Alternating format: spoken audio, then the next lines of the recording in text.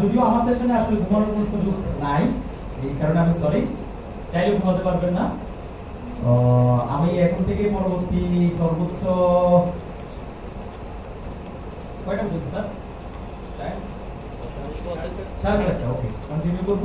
যদি এটা একটা লং টার্মের সেশন, শুধু ইন্টারেকশনের উপরে ডে লং একটা সেশন আছে আমার, তো এই দুইটা সেশনকে একসাথে করে 1 ঘন্টা বা 1 ঘন্টা 1 ঘন্টার মধ্যে ডেলিভারি দেওয়া অনেক টাফ একটা বিষয়। এরপর আমি চেষ্টা করবো যে তুমি দেওয়া যায়।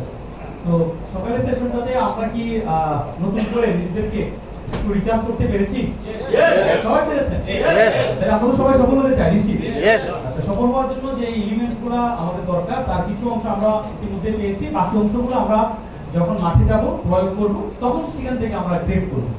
তো সেই পর্যন্ত এই মাঠে যাওয়ার পরে যে কাজটা আমাদের সবচেয়ে বেশি গুরুত্বপূর্ণ সেই কাজটা নিয়ে আমরা কথা বলবো। সেটা হচ্ছে আমাদের কাছে যে প্রোডাক্টটা আছে বা সার্ভিসটা আছে সেটা আরেকজনের কাছে তুলে ধরা, আরেকজনকে এই প্রোডাক্টের ব্যাপারে উদ্বুদ্ধ করা, তাকে আমাদের প্রোডাক্ট ক্রয়ে উৎসাহিত করা। এটাই হচ্ছে আমাদের এখনকার পরবর্তী পলিসি।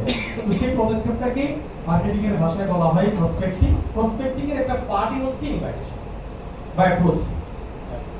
তো প্রথমে আমরা যদি দেখি ইনভাইট বলতে আমরা কি বুঝি, what is called invite. Invite কাকে বলে? ইনভাইট মানে বাংলায় যদি আমরা বলি তাহলে আমন্ত্রণ, আহ্বান, নিমন্ত্রণ, দাওয়াত, কিভাবে আপনি এটাকে বুঝেন ঠিক ওভাবেই আপনি এটাকে বুঝে নেবেন।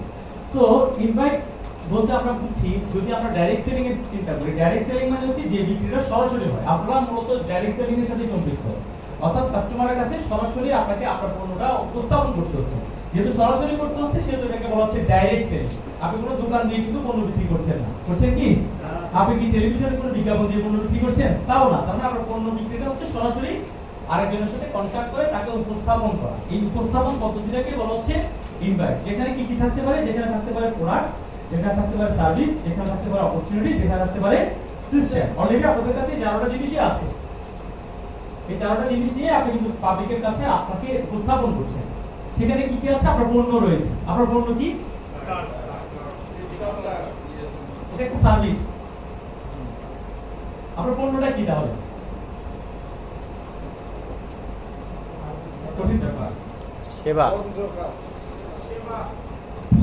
সেবা তো বললাম, সার্ভিসটা সেবা। আচ্ছা, সবার আগে একটা অঙ্ক করে না, একটা অঙ্ক দিয়ে আপনাদের, হ্যাঁ?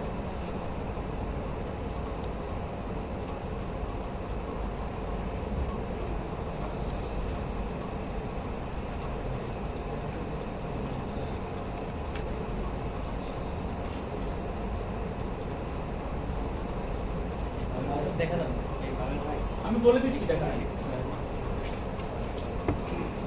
1 = 5, 1 = 5, 2 = 20, 3 = 40, 4 = 45 হলে 5 = কত? 50। একটু মাথা থাকা, এত সহজ না, এত সহজে বলে দিয়েছি। 1 = 5, 2 = 20, 3 = 40, 4 = 45 হলে 5 = কত?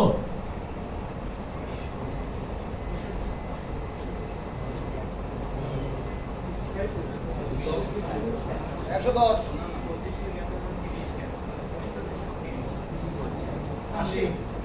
80, 110। আর কি আছে आंसर? এটা কোন প্রসেসের মধ্যে পড়ে?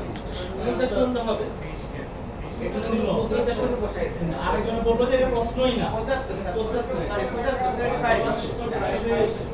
জি জি জি প্লিজ একটু দয়া করে দাঁড়াবেন বলে অলরেডি आंसर ইজ গিভেন দেয়ার, মানে অলরেডি উত্তর প্রশ্নের মধ্যেই দেয়া আছে। উত্তরটা কি স্যার? 1। হোয়াট উত্তরটা হচ্ছে 1। 1 = যদি 5 হয় তাহলে 5 = কত হয়? 1। জীবনটা আমরা এভাবেই জটিল করি। জীবন খুব সহজ।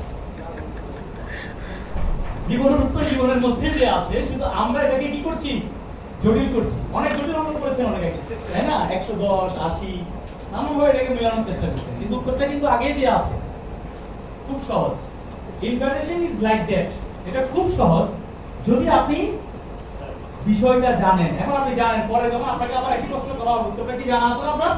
খুব ইজিলি आंसर দিতে পারেন। এই বিষয়টা জানাটাকেই বলা হচ্ছে আপনার প্রশিক্ষণ। আপনি কাজটা কত সহজে করবেন। আমরা সবাই জানি কঠিন প্রশিক্ষণ, সহজ যুদ্ধ। প্রশিক্ষণ যদি কঠিন ভাবে হয় তাহলে যুদ্ধটা কি হবে? সহজ হবে। আর কোনো প্রশিক্ষণ ছাড়া যদি যুদ্ধে নামিয়ে দেওয়া হয়, এটা হয়তো হানাদার পাকিস্তানিকে পরাজিত করা যাবে, কিন্তু সেটা ৭১-এ পারা যাবে, এটা ২০২৪-এ পারা যাবে না। কারণ পাকিস্তানের কাছে এখন পারমাণবিক অস্ত্র আছে, এক সুইচ দিয়ে পুরো বাংলাদেশ ধ্বংস করে ফেলতে পারে, ঠিক না? ১ সেকেন্ডের বিষয়। Sorry?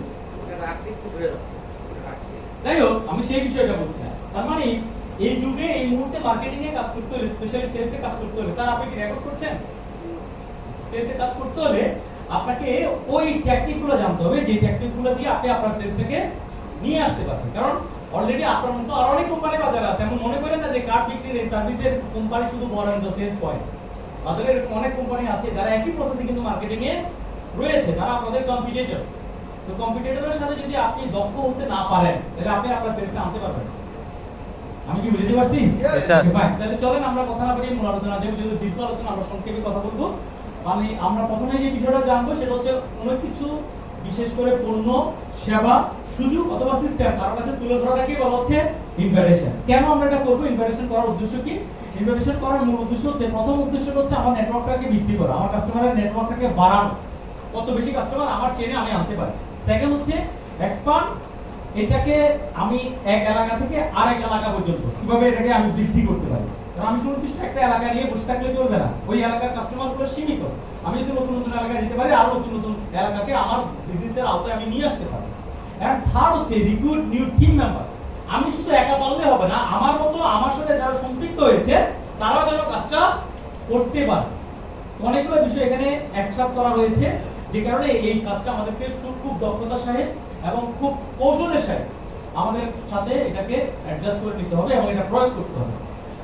সো ইনভাইটেশনের যে মেথডগুলো আমরা ব্যবহার করি, চলুন আমরা এক কথায় সেই মেথডগুলো চলে যাই। সাধারণত তিনটে মেথডে আমরা ইনভাইটেশন করি। প্রথম মেথডটা হচ্ছে বাই ফোন কল, ফোনের মাধ্যমে আমরা কাউকে ইনভাইট করি। দ্বিতীয় মেথড হচ্ছে আমরা ফেস টু ফেস, সরাসরি দেখা করে ইনভাইট করি। আর তৃতীয় মেথডটা হচ্ছে আমরা অনলাইনে ইনভাইট করি। এই তিনটা মেথডের অ্যাপ্লিকেশনটা তিন রকমের, তিনটা একই স্টাইলে হবে না। ফোনে যে ইনভাইটেশনটা হবে, ফেস টু ফেস একই পদ্ধতিতে ইনভাইটেশন হবে না, আবার অনলাইনে ইনভাইটেশনটা এই দুটোর মতো হবে, এটা আলাদা আলাদা প্রসেস। আমরা বিস্তারিত যাব একটু। প্রথমে আমরা দেখব যে ইনভাইটেশন করার আগে আমাদের কিছু প্রস্তুতির দরকার। যে কোনো কাজ শুরু করার আগে একটা প্রস্তুতি দরকার। আজকের অনুষ্ঠানটা করার আগে একটা প্রস্তুতি ছিল না? জি স্যার। তাদেরকে এই অনুষ্ঠানে রাখা হবে, এটার বাজেট কেমন হবে, ট্রেনার কাকে হায়ার করা হবে, উনি কোন টপিকসে কথা বলবে, আপনাদের লাঞ্চের ব্যবস্থা কথা দেখতে হবে, লাঞ্চের জন্য আপনার কি পরিমাণ সময় বরাদ্দ হবে, ইত্যাদি বিষয় নিয়ে একটা কি করা হয়েছে, আগে থেকে প্রস্তুতি নেওয়া হয়েছে। সেই প্রস্তুতি অনুযায়ী আজকে এক্সিকিউট হয়েছে। এক্স্যাক্টলি আপনি যখন কাউকে ইনভাইট করতে যাবেন, আপনার কিছু প্রস্তুতির দরকার আছে। চলুন আমরা দেখে নিই সেই প্রস্তুতিগুলো কি কি।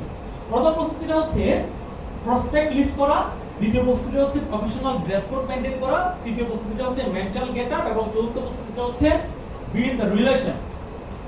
তাহলে প্রথমটা আমরা একটু দেখি প্রসপেক্ট লিস্ট বলতে আমরা কি বুঝি। তার আগে আমরা দেখি প্রসপেক্ট বলতে আমরা কি বুঝি। প্রসপেক্ট কাকে বলে? Like as leaflet. List list customer list আমার তালিকা কোম্পানি প্রশ্নটা সম্পর্কে হচ্ছে বিস্তারিত যেগুলো লেখা থাকে সেটা প্রসপেক্ট কাকে বলে? What is called prospect? কোম্পানির পরিস্থিতি কোম্পানির সংখ্যা ডিটেল প্রসপেক্ট এখানে একটা প্রসপেক্টাস আছে দেখেন, আমাদের সবার কাছে আছে না? প্রসপেক্টাস। যাকে বলে বসিয়ার আমি প্রসপেক্টাস বলছি না, আমি বলছি প্রসপেক্ট।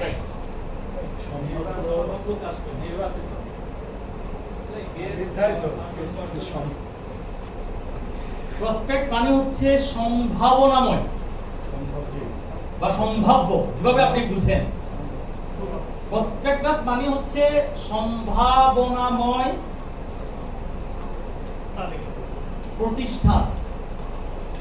যেমন একটা স্কুলে যখন আমরা বাচ্চা ভর্তি করাতে যান, তখন স্কুল থেকে একটা কি দেওয়া হয়, এরকম একটা প্রসপেক্টাস দেওয়া হয়। সেমলি বরন্দ সেলস পয়েন্টে আপনি যখন আসছেন, আপনাকে একটা কি দেওয়া হয়েছে, এই কোম্পানি সম্পর্কে একটা গ্ল্যান্স প্রসপেক্টাস আকারে দেওয়া হয়েছে। এক্স্যাক্টলি আপনি যখন কোনো কাস্টমারকে আপনার এই কার্ড বিক্রি করার উদ্দেশ্যে যাবেন, তার কি এই কার্ড কেনার সম্ভাবনা আছে কিনা, সম্ভাবনা যাচাই করে যদি আপনি সিলেক্ট করেন যে ওনার মধ্যে সম্ভাবনাটা আছে, তখন উনি হবে প্রসপেক্ট।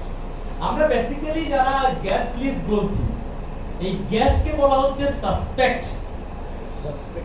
তাহলে একটা দুটা আলাদা আলাদা শব্দ, বুঝেন?